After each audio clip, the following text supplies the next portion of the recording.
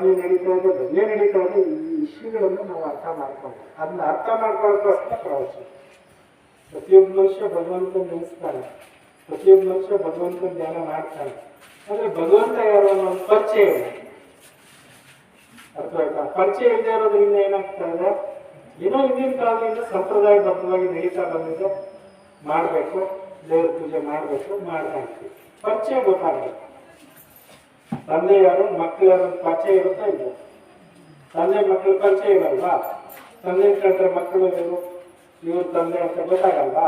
ಇಲ್ಲಿ ಪರಿಚಯ ಆಗ್ಬೇಕು. ಪರಿಚಯ ಇಲ್ದಿರಾ, ಅರ್ಥ ಇಲ್ದಿರಾ ನಾವು ಏನ್ ಮಾಡ್ತೀವಿ ಕೂಡ ಅದು ಅರ್ಥ ಆಗ್ಬೇಕು. ಅದಕ್ಕೆ ಅರ್ಥ ಮಾಡ್ಕೊಳ್ಳಿ ಅನ್ನೋಂಥ ಉದ್ದೇಶ ಇಟ್ಕೊಂಡು ಈ ಚಿತ್ರಗಳನ್ನು ತಗೊಂಡು ನಿಮ್ಮೂರಲ್ಲಿ ಭಜನೆ ಮಾಡ್ತಾ ನಿಮ್ಗೆಲ್ಲರಿಗೂ ಇದ್ರ ಪರಿಚಯವನ್ನು ಮಾಡ್ಕೊಳ್ಳೋಕ್ಕೆ ನಾವು ಈ ಸಂಸ್ಥೆಯಿಂದ ಬಂದಿರ್ತೀವಿ.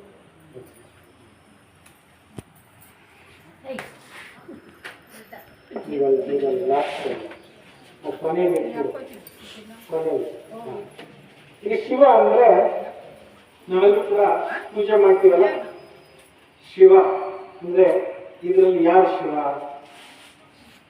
ಇವರ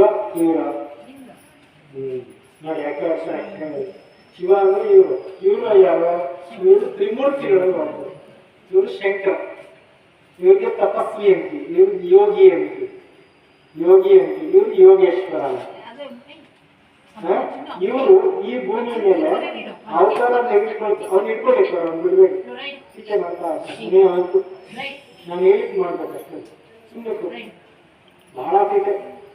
ಈಗ ನೋಡಿ, ಈ ಒಂದು ಭೂಮಿ ಮೇಲೆ ದೇವರು ಅವತಾರ ತೆಗೆದುಕೊಳ್ಳೋದೇನೇ ಶಿವರಾತ್ರಿ. ಶಿವರಾತ್ರಿ ಅಂದ್ರೆ ಪ್ರಪಂಚದಲ್ಲಿ ಯಾವಾಗ ಅಜ್ಞಾನ ತುಂಬಿಕೊಂಡ್ಬಿಡುತ್ತೆ, ಅಂಧಕಾರ ತುಂಬಿಕೊಂಡ್ಬಿಡುತ್ತೆ, ಈ ಅಜ್ಞಾನ ಅಂಧಕಾರವನ್ನ ಹೋಗಲಾಡಿಸುವಂತ ಒಂದು ರಾತ್ರಿನೇ ಶಿವರಾತ್ರಿ. ಆ ಶಿವಪ್ಪ ಈ ಭೂಮಿ ಮೇಲೆ ಬಂದು ಏನ್ ಮಾಡ್ತಾರೆ, ಮನುಷ್ಯರು ತುಂಬಿರುವಂತ ಕೆಟ್ಟ ಗುಣಗಳು ಅಂತ ಏನಿದ್ದಾವೆ, ಅಶ್ವಗುಣಗಳು ಅಂತ ಏನಿದ್ದಾವೆ, ಇವತ್ತು ಧರ್ಮ ಅನ್ನೋದು ನಶಿಸ್ತಾ ಇದೆಯಲ್ಲ, ಅದಕ್ಕೆ ಇವೆಲ್ಲ ಮೂಲ ಕಾರಣ ಅಂತ ಹೇಳ್ತೀವಿ. ಅವುಗಳನ್ನು